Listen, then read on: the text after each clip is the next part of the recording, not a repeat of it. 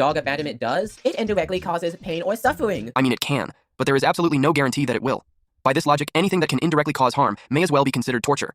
Do you not see how absurd this is? Alien Drone Services brought up the example of antinatalism. Now, I do not expect that humanity will adopt this philosophy anytime soon. However, those who understand this philosophy correctly get that it is about preventing needless suffering. But most of us don't run around thinking or saying that giving birth is the torture of a child or of a future adult.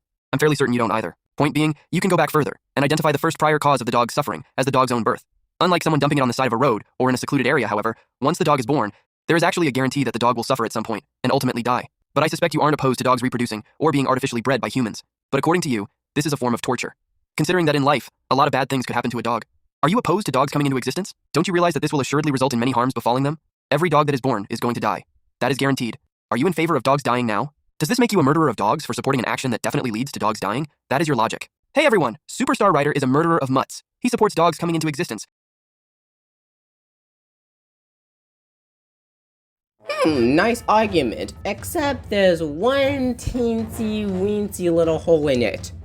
That applies to literally every single living creature on the planet. So should we all force all living beings on the planet, including humans, to stop reproducing to end suffering? Also, that wasn't even my point. My point was, abandoning a domestic dog with zero preparation can lead to suffering and pain. And yes, dogs do eventually die, and I'm okay with it when the dog lives its full life and passes on peacefully.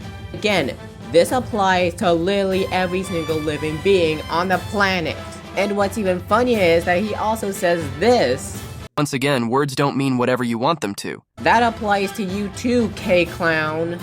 I don't even want to call you stupid at this point, because that's an insult to stupid people.